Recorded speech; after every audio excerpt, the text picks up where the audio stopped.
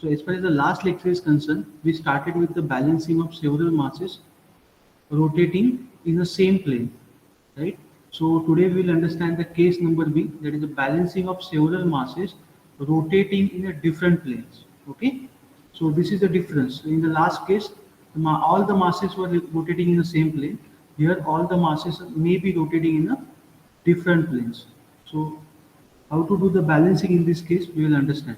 Okay, so again, let us consider a mass m1, number of masses, mass m1, m2, m3 and m4. Okay, so let us say these are the four masses which are revolving in different planes. Okay, so let us say that this mass m1 is revolving in plane 1, mass m2 is revolving in plane 2, and mass m3 is revolving in plane 3, and mass m4 is revolving in plane 4. So from this what we understand that all the masses m1, m2, m3 and m4 are revolving in different planes. Which are the different planes? 1, 2, 3 and 4. So these are the planes in which these all the masses are rotating, and now you have to balance this system because this rotating system will create an unbalanced condition, that is an unbalanced centrifugal force. Let us say Fc1, Fc2, Fc3 and Fc4. So you have to add the masses in this system in such a way that this system will get balanced. Okay. So let us say that I am adding two masses. So let us say this mass, this is nothing but a mass ml, and this is nothing but a mass mn. Okay. Just I am assuming that the two masses, so this ml and mm are nothing but the balancing masses. These two masses are called as a balancing masses, and these two masses I have added in two different planes again. So let us say L is the one plane in which mass ml is rotating, and m is the another plane in which mass mm is rotating. I hope you understand this, right? Now, in this case, to balance this system, I have added two masses. So I will just repeat once again. So m1 is rotating in one plane, m2 is rotating in second plane, m3 is rotating in, let us say, plane number 3, and mass m4 is rotating in the plane number 4. So let us say that I have added a balancing mass ml which is rotating in plane L, and I have added a mass mm which is rotating in mass plane N. Okay. Now in this case, what happens whenever, try to understand that this statement is very important, when a several masses revolve in a different plane, when the several masses revolve in a different plane, they are transferred to a reference plane. So first of all, let us understand what is reference plane. Reference plane is a plane passing through the point of the axis of rotation. Okay, passing through the point of axis of rotation. Let us say this is O, which is also called as the point of axis of rotation, and perpendicular to it. So this is nothing but the perpendicular to it. So you can take any reference planes. You can take 1 as a reference plane. You can take L as a reference plane, 2 as a reference plane, 3 as a reference plane, M as a reference plane, or 4 as a reference plane if it is not given in the problem statement. Or if they have mentioned in the problem statement, you have to take that particular plane as a reference plane. Or the most simple thing is that you have to take the starting plane, let us say plane number 1, as a reference plane. Okay, because that will create some easy tasks.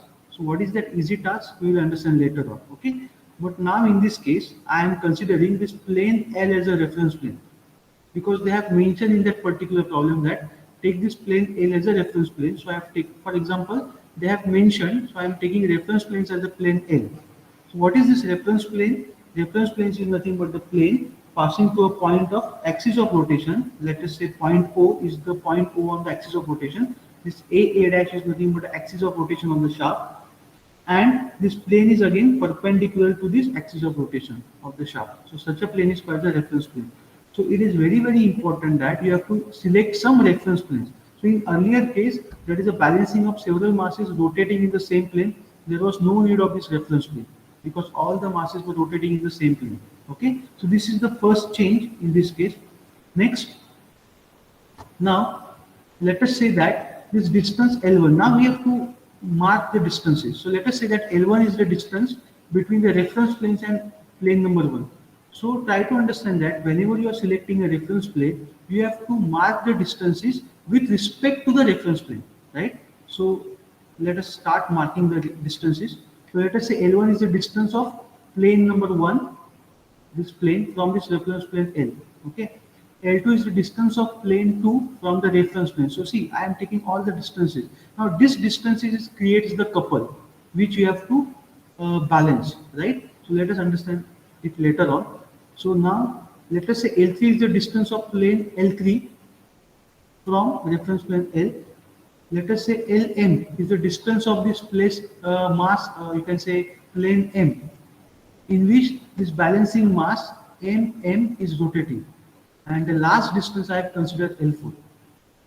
I hope you understand it. So you can see that how I have marked the distances L1, L2, L3, Lm and L4 all with respect to this reference plane.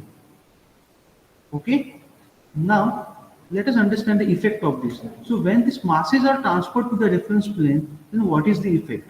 This is the theoretical concept which you have to understand. So when you are balancing the several masses rotating in a different place, you are transferring all these masses to this reference place, which I have assumed it as a L plane. Then what is the effect? The first effect is that it will produce a centrifugal force of magnitude Fc is equal to mr omega square. When these masses are transferred to the reference planes, then its effect is to produce centrifugal force of magnitude Fc is equal to mr omega square. And second effect is it will produce a couple of magnitude which is equal to the product of centrifugal force, that is the Fc, and the distance between the plane of the rotation and the reference plane. What is the distance between the plane of the rotation and the reference planes? That is L. Now L1, L2, L3, Lm, L4 are nothing but the distance between the plane of the rotation and the reference plane, that particular plane. Let us say plane number 1, 2, 3, 4. So I am talking it generalized. So for generalized statement, this couple of magnitude equal to the product of centrifugal force and distance between the plane of the rotation, which is nothing but the L. So what is centrifugal force? Mr omega square. And what is this L? Distance. So what is this couple denoted by C? So C is nothing but the mr omega square into L. So now you can say that this system is dynamically unbalanced. And if you want to balance the system dynamically, what is the necessity? So for complete balancing, following two conditions must be satisfied. The first condition is that the summation of all the forces in a reference plane must be balanced. That is the summation of all the resultant forces. Resultant forces means what? Centrifugal forces. So for that you have to draw the force polygon. Okay. So by drawing the force polygon will be drawn from all these centrifugal forces. Okay. And the force is always positive, right? And the couple can be negative. How? We will understand later on. And the next statement is the couples about the reference planes must be balanced. That is, the resultant couple must be 0. The summation of all the couples. All the couple means what? Let us say M1 R1 omega square into L1. This is the first couple. M2 R2 omega square into L2. This is the second couple. So all the couple you have to balance. So when these two conditions are satisfied, you can say that you have balanced a several masses. You have a balanced system in which the several masses are rotating in the different planes. I hope you understand this. Okay. So now now already I have drawn what is the first step. The first step, let us say we are doing the analysis with the help of a graphical method. Okay. As I earlier said that whenever you are balancing a several masses rotating in the same plane, so for same plane, you know, because in the problem statement they are not giving you whether to go for the analytical or whether to go for the graphical. So when all the planes are rotating in the same plane, I have suggested you to use the analytical method because that is easy. Okay. But when the balancing of several masses are rotating in a different planes, I will suggest you to go for the graphical method because graphical method is easy for this case. Okay, because analytical method is slightly complicated because you have to consider different planes, right? Okay. So now let us say I am starting with the graphical method. The first step is to draw the space diagram. How to draw the space diagram?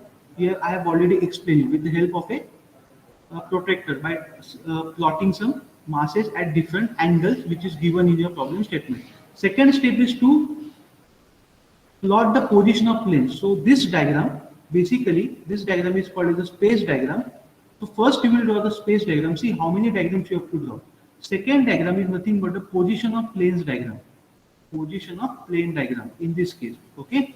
So this is the second diagram. So once you have, there is no need to use the scale for this diagram, for this measurement for this diagram. Okay, no need to use the measurement. That is, no need to actually take the measure, that is L1, L2, L3. Okay, you can just randomly put it.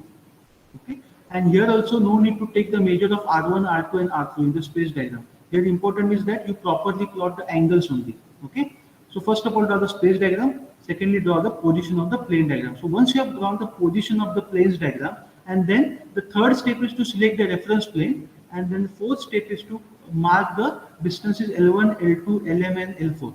Right? Now once we have done this, what is the next step? Okay, so procedure. So take any one of the planes, say L as a reference plane. Okay, so I have assumed L as a reference plane. Next, consider the distance between the planes and the reference planes as a positive on the right side of the reference plane and negative on the left side.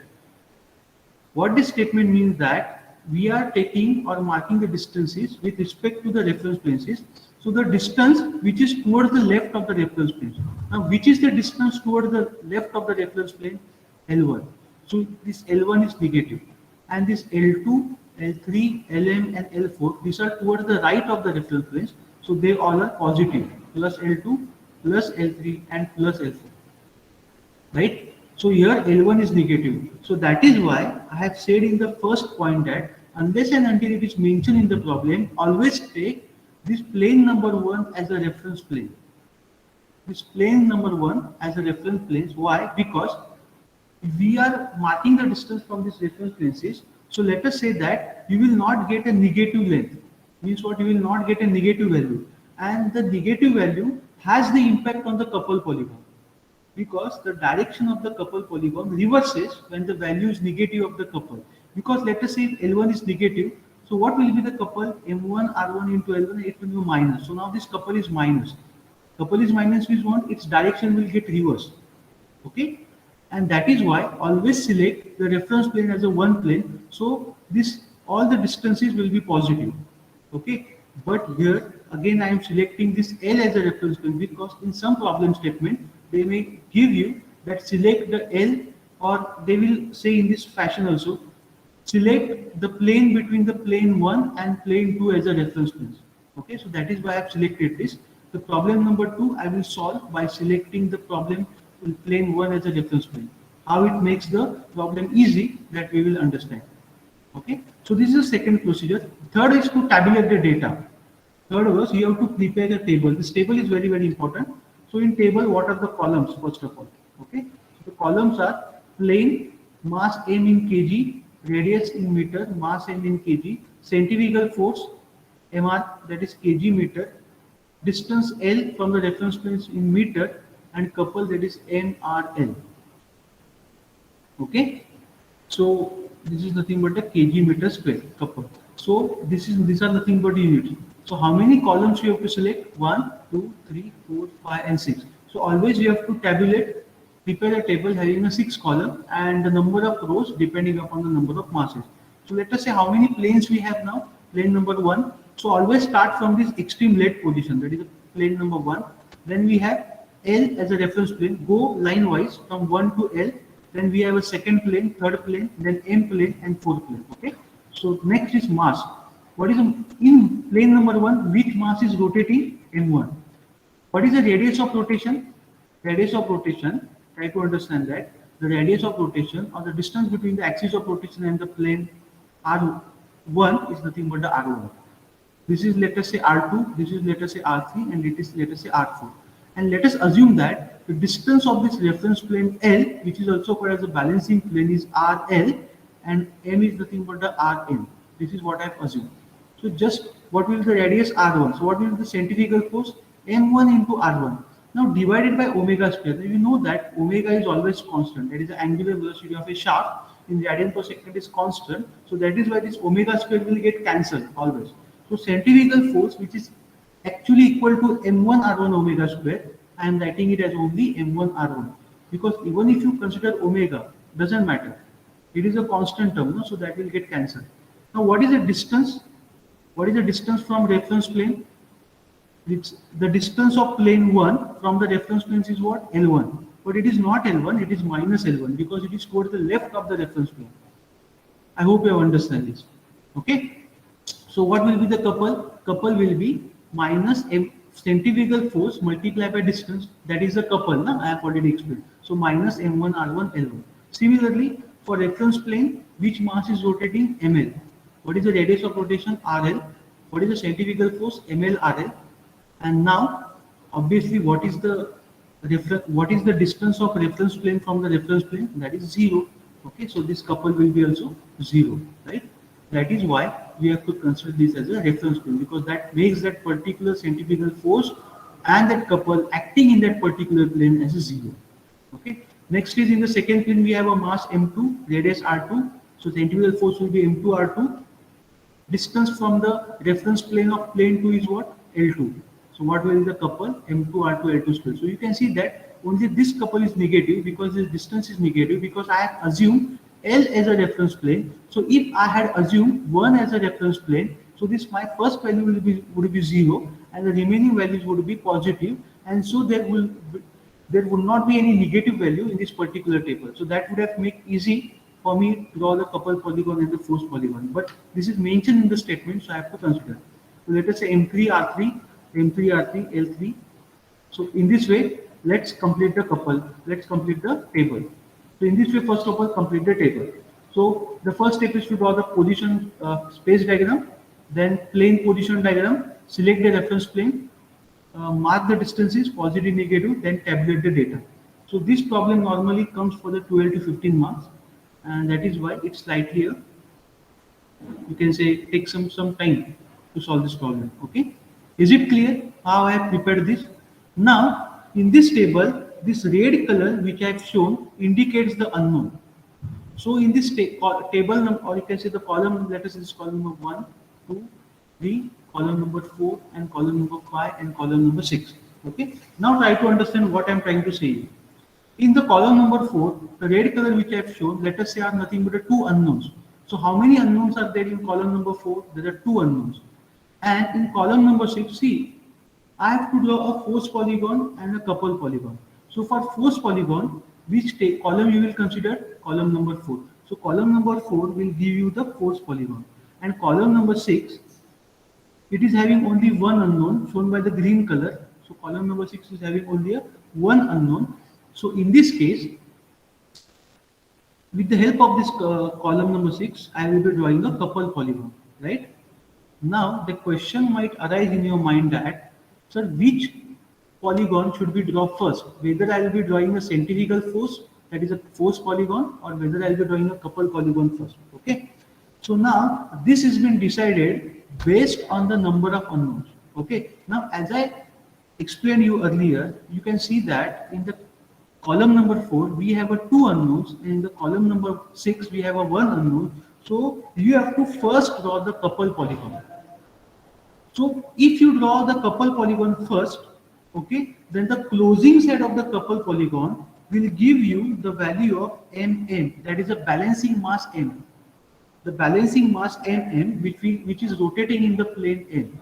So the less number of unknown, draw that polygon as the first. So I am drawing the couple polygon as the first, and mm I will be getting a balancing. Now here you can see that Rm is known. Let us say Rm is given to you. So mm you have calculated. So this is now no more unknown. Let us say you are getting some value 1.3 kg meter, some value. Okay.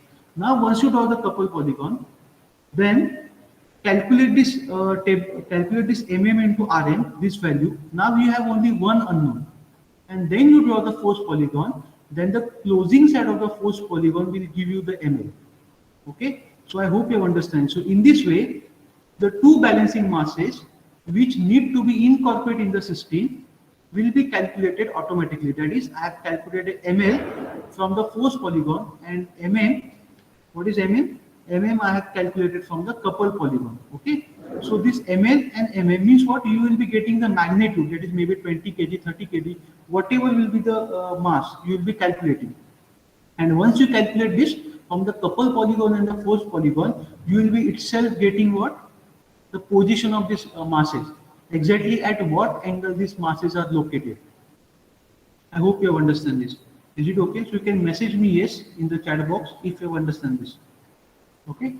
So now let us start drawing this particular. So as I said earlier that which is the first diagram which we will be drawing? We will be drawing the couple polygon diagram. Okay, because it is having only a one unknown. So now, and for making it easy, so let me consider this. Let us say you have calculated the values. You know M1, you know R1, you know L1. You have calculated, and let us say you are getting some couple. Let us say I am getting this couple as a C1. This is 0. This couple is C2, let us say this couple is C3, and this couple is C4, and this couple is 5. So what is C1? Minus C1 is nothing but the couple. Now we have to take the summation of all the couples, which should be equal to the 0. We have to balance it accordingly. Okay. So minus M1 R1 L1 is C1, minus M2 R2 L2 is C2. Then let us say minus L1 R1 is, let us say the value is 0.221. So you have to select some scale. Let us say you are selecting scale as 1 mm is equal to 0.005 kg meter square. So what you will do? You will divide this 0.221. So let us say in the calcium 0.221 divided by 0.005. I am dividing this. What I am getting answer? I am getting as the answer of 44.2 mm. So what I will do? I will draw a vector diagram of a length 44 mm. This is what exactly you have to do. Okay?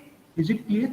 So let us first of all draw the couple diagram. Okay. Now this is the space diagram in front of you, which you have already drawn. Okay, by plotting some angles. Okay, and as I earlier said that this mass M1, we are resting it on the horizontal plane, that is a horizontal line X, such as that this angle theta 1 is equal to 0, and let us say theta 2, theta 3, and theta 4. These are some angles which has been already given. Okay, so I have drawn the space diagram. Once you draw the space diagram, what is the next step? You have to draw the couple polygon. First of all, mark the point O dash. Now try to understand that the couple diagram, okay, or you can say the couple polygon is denoted by dash.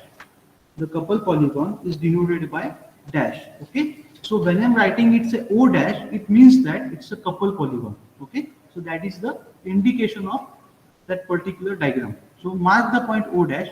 Now draw the vector OA dash. Now try to understand that this vector OA dash, I have drawn it parallel to this line ON. Okay, so this is nothing but the ON. What is this ON? The first mass. Okay, so this OA dash is been drawn parallel to this ON, right? But now, as you have seen in this table, this particular couple C1 is negative, it is not positive. So its direction will reverse. So this is very, very important point. Now let us understand what is the direction of this. Okay, so direction of this ON is radially outwards. So you have to always consider it from the point O. Where is the point O? Let us say point O is at this position shown by this dotted line. Now this M1 is acting, or it is located radially outwards. Let us say this is OM1.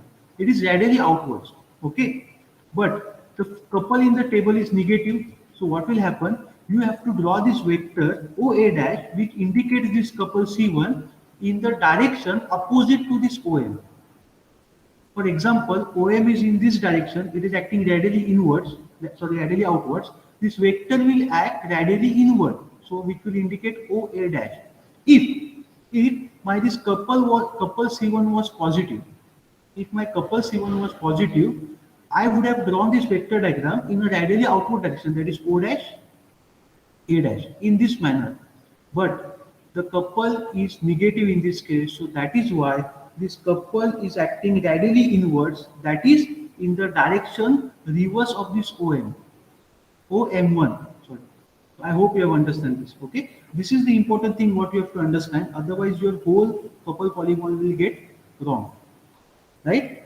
So first of all, I have done. And what is the length of this vector O dash A dash? It is equal to 44.2 mm. So how I have this calculated? By considering the scale, dividing with the help of a scale. Whatever will be the value, let us say C1 is equal to minus M1 R1 L1, and let us say this value is 0.021 divided by the scale 0.005, you will get this value as 44.2 mm. So that will be the length. So we have to draw this length of 44.2 mm and mark this as a C1. So already we understand that the C1 is nothing but equal to minus M1 R1 L1. Okay, so no need to write this M1 R1 L1, just write it as a C1. Is it clear? Okay. Now next, what is the next?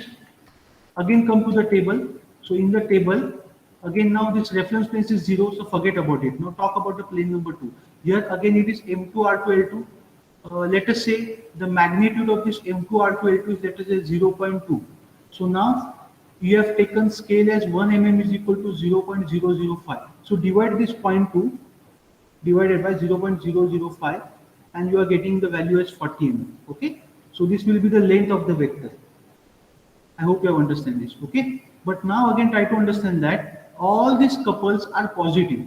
So all these couples are positive means what? They will act radially outward. Just remember this. If the couple is negative, they act radially inwards. If the couple is positive, they will act radially outwards. Or the most simple way is to remember that if the couples are negative, take it opposite in the direction of OM1, that is a mass. If the couples are positive, take it in the direction of OM1, that is a location of the mass. OM1, OM2, okay? So first of all, let us say OA dash is nothing but the C1. Next is what? OM2. So OM2, now draw a line parallel to this OM2. What is this OM2? Located at angle theta 2. So draw a line parallel. So now this couple polygon is always a continuous. So you should not start from O dash. You should start from A dash. That is the end point. So what is the end point? So from A dash B dash. So this A dash B dash indicates a couple C2. And it is parallel to this line OM2. And again it is acting radially outwards from A dash. Okay. Now, if, for example, this OM2 was this couple C2 was negative, I would have taken like this. That is opposite to this OM2. This would be A dash B dash. Okay. So just remember this. It is very simple. Okay. A dash B dash. Okay. Next is what? OM3. Now draw a line, draw a couple, draw a vector parallel to OM3. So this C3 indicates. So this vector B dash C dash indicates the couple C3. Again, it is acting radially outward only, that is in the direction of OM3, in the direction of OM3, because again it is positive. Then draw the couple C dash D dash, it indicates the vector C4. Now this vector C4 is again acting in a downward direction, that is why? Because this OM4 is acting in this quadrant, it is downwards. So C dash D dash will be also in the direction of OM4 because the C4 is positive. If it would have been negative, you would have drawn like this, C dash, D dash, opposite. So you just remember this. So this space diagram is very, very important. If you are not able to plot the space diagram with the proper angles, your closed polygon or couple polygon vector will be wrong. Okay. Now let us close this diagram. So how will you close? As I said that you should always close in a continuous manner, which will give you the balancing. Okay. Now as I calculated first resultant and then opposite to the resultant I have taken balancing couple or balancing force. No need to do in this case. Okay. Directly join this vector D dash O dash, and this vector D dash O dash represents this couple CM, which is called as a balancing couple. Okay. See, I have not joined in this fashion O dash D dash. This O dash D dash vector indicates a resultant couple, that is a CR, and balancing couple is always opposite to this resultant couple CM. I hope you have understand this. Okay. Resultant couple CR. Okay. That will be opposite to this CM. So no need to join this O dash D dash and then take the opposite. Okay. Directly what you do, directly take this, join this vector D dash, that is the starting point is D dash, ending point is O dash, and this vector D dash O dash indicates a CM, and the CM is called as a balancing couple. Try to understand this. Means what? Whatever the couples are there, C1, C2, C3, C4, these all are nothing but an unbalanced couple, right? They are creating an unbalanced condition. And the CM, whenever you are adding this mass mm, this CM will be generated at a distance lm from the reference plane, and this CM will be a balancing couple because of the balancing mass mm. So once you are able to calculate the, see, why the couple is generated? Couple is generated because of the balancing mass m and the reference distance ln. So once you are able to calculate Cm, that is a balancing couple, you know the distance Lm, that is a balancing length. You are obviously able to calculate the mm, that is a balancing mass. So I hope you have understand this. This theory is very, very important. So D dash O dash vector represents a balancing couple. Okay. Now what you will do? with the help of a scale, measure this distance O dash A dash. Let us say this distance is 25 mm. Okay. What is the scale you have taken? Scale you have taken is 0.05. Multiplied with the scale. So this will give you the CM, that is a balancing couple. And what is a balancing couple? Now in the table, the balancing couple CM is equal to mm rm lm, right? Now this CM is equal to mm rm lm is equal to vector d dash o dash into scale of the couple polygon, right? So from this what you will get? So rm is known, lm is known, and this vector d dash o dash into scale of the polygon I have measured. So mm is equal to vector d dash o dash multiplied by scale of the polygon divided by rm lm. I am getting mm. Is it clear? Is it clear or not? So now from this you have got the magnitude of a balancing mass. Let us say this mm is equal to 20 kg is the magnitude of the balancing mass. Now what you will do? Now what you will do? Now you will go back to the table. You will go back to the table, and now there are two unknowns in this column number 4. Now let us remove this one unknown. So we know that mm is equal to 20 kg. I have already calculated from this couple polygon, and rm is given. Let us say rm is 0.2. Okay, so 20 multiplied by 0.2. You are getting, let us say 20 into 0.2. 20 into 0.2, I am getting 4. Okay, so let us say this column is nothing, the answer is nothing but a 4 kg meter. So now there is no unknown, there is only one unknown. So now you draw the force polygon and you will get the ML. I hope you understand this. Okay, so now let us draw the force polygon. Now very important point, in this column that is a force polygon, it is always positive. The force is not negative. No? See, it is always positive. There is no any negative condition here. So that is why there is no any change in the direction. All the forces will act radially outward, or all the forces will act in the direction of OM1, OM2 and OM3 and OM2. All the forces will act radially outwards because they are nothing but the centrifugal forces. So again draw this couple diagram, then draw the force polygon. So first of all, draw the vector OA. This vector OA indicates FC1. FC1 means what? Again I will come to the table. So see, this M1R1 is nothing but the FC1, this is FCL, FC2, FC3, this is FCN which we have already calculated, and this is FC4. So these are nothing but the summation of all the centrifugal force, and then you have to find out the balancing centrifugal force from this force polygon, and from that you will get a balancing mass. Okay. So first of all, what is the first step? The first step is to draw the vector OA, which is in the direction of OM and parallel to the OM. Direction of OM and parallel to the OM, just write here FC1. So the examiner will understand, or the designer will understand, that FC1 indicates the centrifugal force for the first mass. So this FC1 is equal to M1 into R1 into omega square, which is constant. Okay. Now next, from AB, then draw the vector AB, which indicates the centrifugal force F2 and parallel to this OM2.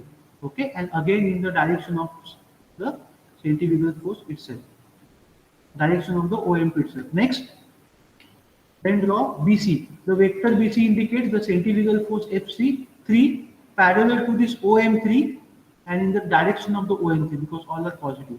Next is what? FC4. Now what does this FC4 indicate? This FC4 indicates the next centrifugal force FC4, which is parallel to this OM4 and in the direction of AM4. Okay, this, try to understand this mass M4 is in the downward direction. That is why I have taken the CD in the downward direction. Okay, and now what is the remaining next? Now next is nothing but the CM. What is the CM? The CM is nothing but the balancing couple. Now there are two ways. The first of all, you draw this CM parallel to this vector d dash c dash, d dash o dash. So this is nothing but a vector d dash. So parallel to this, and as per the direction. Now where is the direction? The direction is d dash o dash in the upward. It is an upward direction. Na? So either you mark here. So what is this? This indicates a MM. This indicates MM. Parallel to this vector d dash o dash. Okay. Or, and this parallel to this OM. What you will get? Parallel to this OMM, you will get this FCM. FCM means what? The centrifugal force for this balancing mass MM. So this vector DE indicates this centrifugal force FCM. Okay. Or you can also go by another method. From this couple polygon, you can also take a parallel line. Means what? Draw a line parallel, draw a vector DE parallel to this vector D dash E dash. So this will also give you the FCA, right? So you can go vice versa. Either you can draw this parallel D dash O dash in the space diagram, and obviously in the space diagram you also have to draw to locate this MN, because you have to locate the MN, na? So you have to draw this. Is it okay? So now the remaining is nothing but a closing set of the polygon. So what is the closing set of the first polygon? The closing set of the first polygon is vector E O dash. Now what is vector E O dash? This vector E O dash is equal to FCL. And what is this FCL? FCL is nothing but a ML into RL, right? So now what you will do? Again measure this vector E O dash. So ML RL, which is equal to FCL, is equal to vector EO multiplied by the scale of first polygon. See, the scale of first polygon and the couple polygon will be different. So write properly what is scale of first polygon, what is the scale of couple polygon, okay? And from this, what you will get? ML, that is a balancing mass, ML is equal to this value divided by RL, okay? And let us say you are getting some 15 kg. So now what you have got? Now you have got all the masses ML and MN. Okay. Now what is important? You have to locate this. Okay. You can locate in any manner. Either you can calculate the angle or you can draw the parallel lines also. For example, if you want to look now, this CM indicates the balancing mass, right? This CM indicates the balancing mass. So what you can do? Draw the line parallel D dash O dash from this point O. I will change the color pen here. So you will understand better. So this line that is O MM indicates what? The balancing mass M1. Okay, and this angle will give you the theta m. So measure the theta m. So what is the theta m? Theta m is nothing but the position of this balancing mass MM from the reference line OX, measured in anti-clockwise direction, because you are measuring always angle from the reference line OX, or you can say the mass M1, because mass M1 is on the reference line and in the anti-clockwise direction. And similarly, this draw a line parallel to this vector EO bar. Okay. So how I will change the color pen here again, once again. So this will be in this fashion. Let us say this is what? This indicates M, this indicates ML. And what is the angle? This angle will be measured from this line OX or OM1, and this will be the angle theta L. Okay. So this completes your problem. I hope you have understand it. So you can draw the lines parallel to the vector O dash D dash. You will get this mass MM, from which you will get this angle theta M. Then draw the line parallel to the EO in the space diagram. You will get this balance position of the balancing of ML and this angle theta L measured from this axis. Okay, this is the one method. The another method is that you can directly measure the angle here.